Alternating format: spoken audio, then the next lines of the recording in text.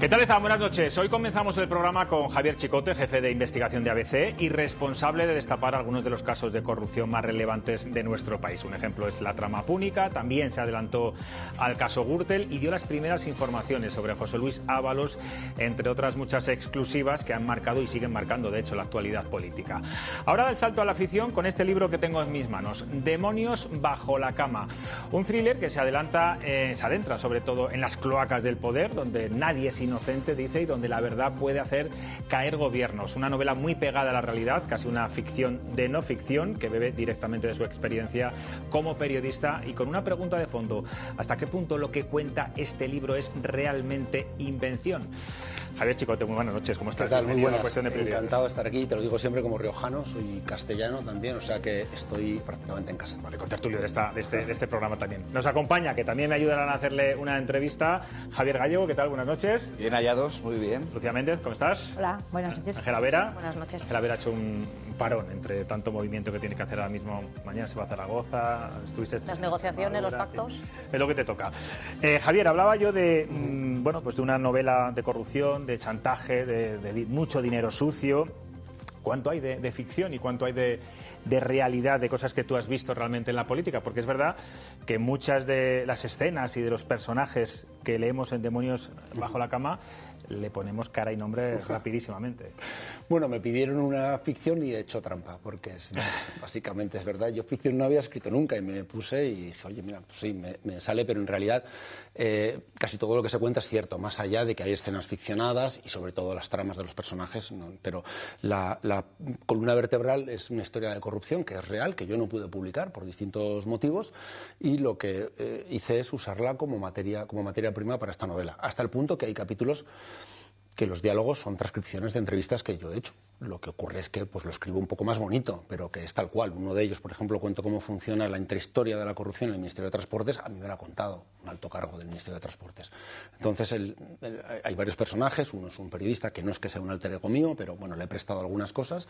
Y lo que hacen es contar pues, una gran historia de corrupción que es cierta. Lo que pasa que yo, lógicamente, no sería justo. Además, tampoco con el aludido no puedo decir quién es ese político real. Aquí es un ministro que tiene un nombre en ficción. Los nombres están todos ficcionados. Y que a estas alturas supongo que él ya le habrán avisado o lo habrá leído y dirá, uy, este tío sabe esto. Pero no lo llegó a publicar. ¿Aquí qué ha pasado? Lo publicarán en algún momento. O sea, que has aprovechado la ficción, sí, para contar algo que no has podido contar en su día. Eso es, sí. ¿Por qué no pudiste contarlo? Bueno, porque es un tema muy complicado, con muchas complicaciones legales, en el que había una serie de pruebas, pero quizás necesitábamos otras, y no descarto conseguirlas en algún momento y poder contarlo, en este caso, en el periódico y en televisión, con nombre y apellidos, pero aquí me he tenido que conformar con... Y no quedará viejo el tema, ¿no? Digo, por ir acercándonos un poco No. El aludido es una persona en plena forma y en el ejercicio de su responsabilidad política, y hay muchos más casos de corrupción que al final es un making of. Yo, lógicamente, pues como periodista nos vemos con fuentes a escondidas y el lector solo ve el resultado final, pero aquí aparece el cómo se hizo. O sea, yo procuro centrar al lector con el corruptor o con el político corrompido o con un narcotraficante, escenas en las que yo he estado, que las he vivido en primera persona. Entonces, cuando entregué las primeras, creo que fueron 60 páginas, mi editora me dijo, se ve muy auténtico. Digo, coño, porque es verdad. Se ve tan auténtico porque es cierto, porque lo he vivido, no me lo han tenido que... Y tan auténtico como que el aludido, me imagino que no estará pasando por su mejor momento leyendo esto, pensando que en cualquier momento puedes publicarlo. No, porque es un caso además muy feo y muy sórdido de corrupción, pero además de la más chusca corrupción, como algunas de las cosas que hemos visto. Entiendo que no le ha hecho ninguna gracia, pero también entiendo que no va a levantar la mano y va a decir, oye, que este soy yo. No, Supongo que no lo va a hacer, y yo, lógicamente, en público. A los políticos les gusta ser protagonistas, pero para este tipo de cosas no. De este ya te digo yo que no. ¿Dirías que hoy en España las cloacas del poder siguen funcionando igual que hace 20 años o han aprendido a esconderse mucho mejor? Muy buena pregunta. Dijo hace mucho tiempo José Barrio Nuevo que si no hay cloacas la mierda va por la calle, ¿no? Y que es mejor que haya cloacas. Entonces siempre hay cloacas, y sí que es verdad que a medida que las democracias avanzan y los países se sofistican, lo lógico es que vaya bajando la corrupción. que no sea tan burdo. También hay nuevos mecanismos para la lucha contra la corrupción, hay más organismos fiscalizadores, o la UCO o la UDEF tienen herramientas que no tenían antes, pero luego pues a los hechos me remito.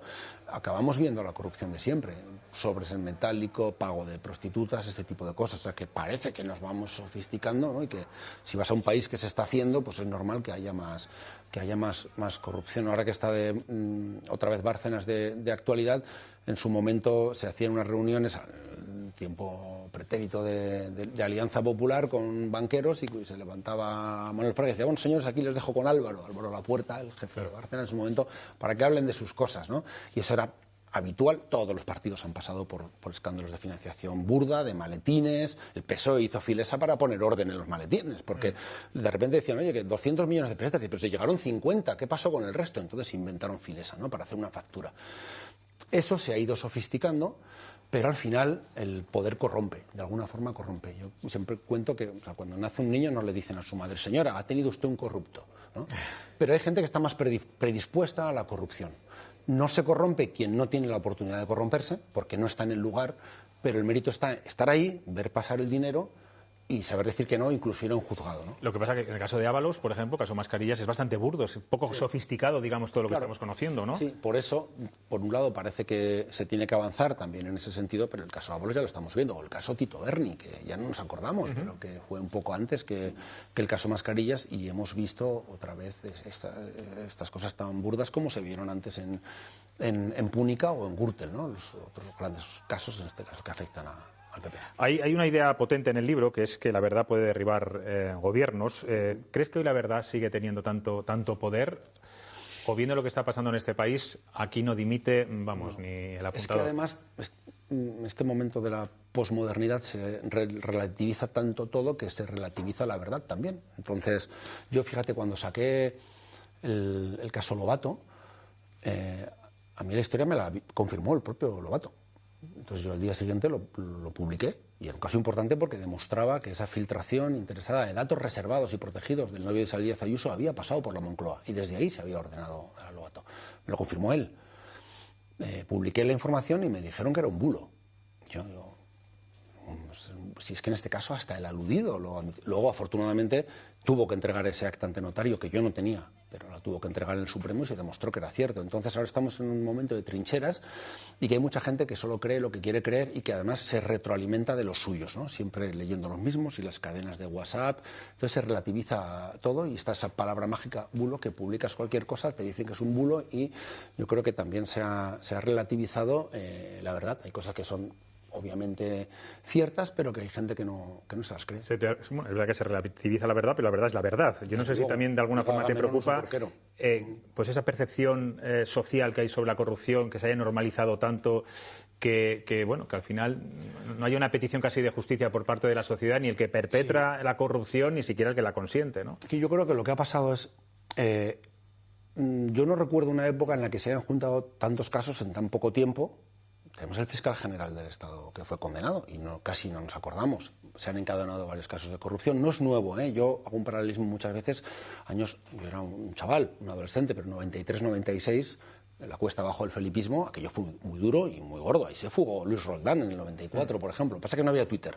Entonces la cosa quizás no estaba tan tensa, pero esto no es nuevo, pero sí es verdad que en poco tiempo se han juntado muchos casos, unos tapan a los siguientes y la gente ya escucha y dice, pues otro más, pues otro más. Por ejemplo, es esta semana lo que estamos viendo. Claro, estamos viendo Puyol, estamos viendo Kitchen, estamos viendo Mascarillas a la vez, y la gente está un poco desbordada. Entonces, yo lo que creo es que se ha sobrepasado el umbral del dolor.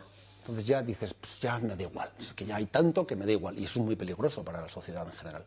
Hablas de un periodista que está al límite, me imagino que tú has estado muchas veces al límite y sigues estando precisamente porque es el jefe de investigación. ¿Crees que el periodismo en España pasa por su mejor momento porque ahora hay más medios que investigan? ¿O todavía hay temas, digamos, que son intocables? Bueno, lo acabas de decir hace un momento, incluso para periodistas como tú. Yo creo que cada vez hay menos temas intocables. Hace muchos años, cuando había muy pocos medios de comunicación, era más fácil controlarlos. Porque al final pues, son 3 periódicos, 2 televisiones y el caso que se pone siempre, ese pacto de silencio que había alrededor, por ejemplo, de la figura del rey Juan Carlos, ¿no? Ahora que hay tantos medios, es imposible controlarlos a todos. Lo que ocurre es que la potencia de esos medios es ridícula comparada con la potencia que tenían los medios antes. Yo ahora, incluso con un periódico importante como ABC, yo publico una historia y si no me lo repican otros medios, prensa, televisión, esto en 2 horas como que muere, ¿verdad? Así, da igual, no tiene ningún efecto. Antes una portada de ABC del Mundo del País, el ministro temblaba. Hoy, pues no tanto. Entonces, en una parte hemos ganado porque hay más pluralidad informativa, pero tiene mucho menos impacto, tiene mucho menos fuerza el medio. El periodismo, en mi caso concreto, el periodismo de investigación, yo creo que es incluso más necesario que nunca, porque ahora parece que hay mucha información, pero cuando tenemos acceso a tanta información, la que te quitan no te das cuenta que está. Y el periodista de investigación tiene que descubrir esa información que el poder te está hurtando y es la que tenemos que contar. Y eso era así hace 50 años, lo es hoy y lo va a ser dentro de 50 años si sobrevivimos económicamente, porque eso sí que amenaza el periodismo, ¿no? Está bien que lo reconozcas, un periodista de un periódico centenario y con la solera que tiene ABC, que diga eso. ¿Qué demonios te acechan a ti cuando te vas a la cama después de publicar todo este tipo de informaciones sobre corrupción, de investigación? Dolores de cabeza, me imagino, también alguno, ¿no? Bueno, yo tengo muchos demonios. Lo que ocurre es que esos demonios, o sea, esta historia de corrupción es, como decías, la columna vertebral, pero los verdaderos protagonistas son los sentimientos de los personajes que conforman esta historia y que ya son las historias personales entre ellos. Y fue ganando tanto peso. Esto tenía otro título original que tenía que ver con la tesorera que llega al partido de gobierno con un caso de corrupción y que intenta limpiar la casa, pero evolucionó tanto hacia esa fuerza que cogieron los demonios que yo le llamé demonios bajo la cama, porque yo creo que todos tenemos, yo lo pinto como demonios, pero los demonios son nuestros fracasos, nuestros miedos, nuestras desazones, que llegas, te metes en la cama, intentas dormir y te lo recuerdan, te recuerdan aquellas tragedias que te han pasado. Yo he tenido una vida personal muy intensa y me han pasado cosas muy feas y algunas las he trasladado aquí. Y es muy difícil combatir a esos demonios porque son imaginarios y a la vez están dentro de ti y aunque intentes lanzarles un recto y un crochet no les das, son muy difíciles de combatir y yo creo que todos tenemos algún demonio bajo la cama. Fíjate, no sé si tengo la sensación de que lo has combatido o no, pero un demonio seguro que lo fue en su día. El exministro Cristóbal Montoro, tú lo denunciaste, se quiso vengar de ti por destapar sus tejemanejes en su despacho privado. Hacienda te investigó, no solo a ti, a tu familia, a tu hija de 3 años. ¿Tú has tenido alguna vez miedo o mucho miedo por la información que publicabas? No, nunca. Nunca. O sea, yo no vivo con miedo. El ejemplo que pongo siempre es que si a ti te da miedo el fuego, no puedes ser bombero. Puede ser otra cosa, pero bombero no. Porque tú no puedes ir a apagar un fuego atemorizado porque te puedes quemar. Yo sé a quién me enfrento a gente que es más poderosa que yo. Ojo, somos unos afortunados. Lo que yo hago en Colombia, en China o en Rusia, te matan. Aquí no. Afortunadamente aquí no nos matan. Por lo tanto, lo que me hizo Montoro, mi familiar sufrió. O sea, mi suegra decía, ¿qué hago yo en un... La bisabuela de mis hijos, pero ¿qué hacemos? Yo, bueno, pues sé que el poder tiene esos mecanismos y los utilizan, pero para mí es un día más en la oficina. Denuncié a Montoro no porque yo tuve que denunciar al director general de la Agencia Tributaria y al inspector jefe de la UNIF, que es el que hizo el informe, en los juzgados de Plaza Castilla. He conseguido que me lo admitan a trámite, yo voy a ir a por todas, quiero que se demuestre. Eso fue, yo le llamé la kitchen fiscal del PP, porque tú no puedes utilizar caprichosamente el poder que tienes como alto funcionario de decir a por este. ¿Y a por este por qué? Porque destapé el caso Equipo Económico y automáticamente después Montoro amenaza en el Congreso y a mí me hacen el informe. Pero eso para mí no es un demonio, yo sé que tengo que pasar por ahí, aunque en este caso sí te reconozco que como también afectó a mi familia, me hizo más daño por eso. Me hizo más daño por eso, porque cuando vi ese informe prospectivo terrible, con un mapa que aparecía gente que yo ni siquiera conocía, es decir, mi padre falleció en 1999, estaba la herencia de mi padre ahí. O sea, fueron con todas las herramientas del Estado a intentar destruir a un periodista. Tremendo. Afortunadamente no lo consiguieron. Y sobre todo por el motivo por el que era, desde luego. Chicote, vamos a ver qué te preguntan nuestros compañeros. Javier. Bueno, primero enhorabuena porque gracias, tocayo. Ganas de leer Demonios bajo la cama para, entre líneas, ver de quién se trata. Me duele que con tanta acusación de bulo en este país, periodistas serios como Javier no puedan publicar algo que saben que es cierto. Eso significa que hay periodismo, porque al no tener la prueba definitiva no lo puede publicar, pero él sabe que es cierto. Y entonces ahí va mi pregunta. No puede decir nada, pero esto ¿fue del 2004 al 2011 o del 2011 al 2018? Bueno, el protagonista, en el libro, el PSOE le llama el Partido Socialdemócrata, cambia un poco los nombres, cosa que se suele hacer habitual, y es una persona del Partido Socialista. El gobierno de Zapatero. Y los hechos... lo que pasa es que no te puedo dar tantos datos porque... Yo de aquí pensaba salir con el nombre, pero bueno.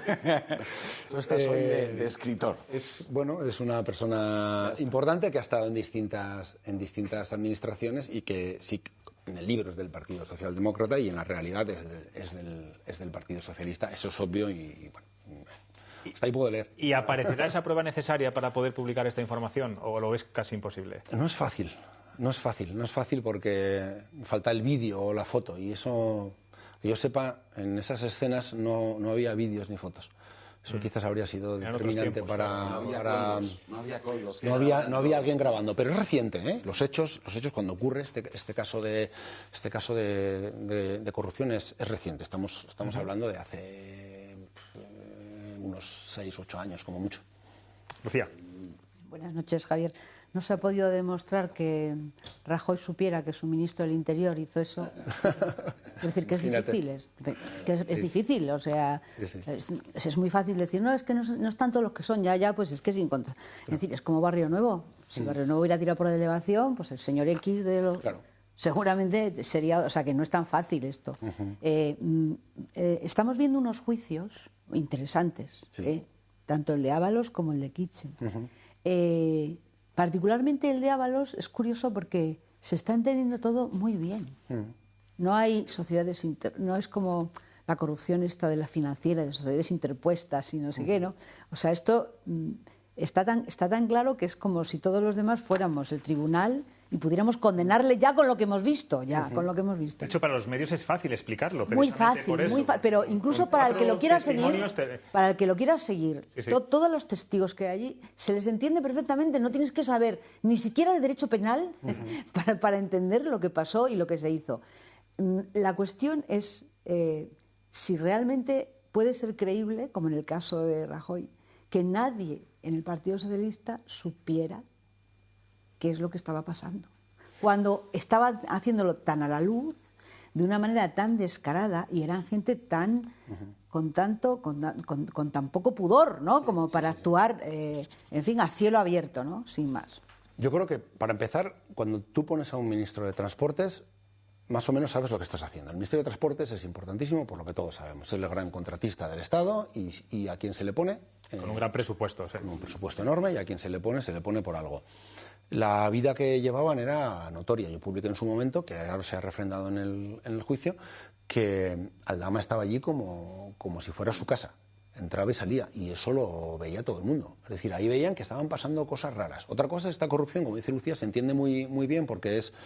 el ministro tiene una novia, pues yo que soy empresario y quiero favorecer al ministro, le pago el piso de lujo a la novia y le doy a Koldo dinero para las fiestas. Aquí no ha aparecido un gran botín, no han aparecido sociedades offshore, no ha aparecido, como en el caso de Bárcenas, Suiza y la Fundación Sine Qua Non que iba a Panamá y qué tal, sino que es todo muy sencillito, muy fácil de ver. Y creo, Ábalos, el miércoles cuando declare, eso estoy seguro, él va a defender su inocencia, él se cree inocente, va a decir que básicamente Jessica, él cree que era una trampa de Aldama y que cuando Aldama le pagaba el piso era porque eran amigos, que cuando él estaba con ella fue solo al principio, que luego rompieron y que ya el piso él sabrá por qué se lo pagaba.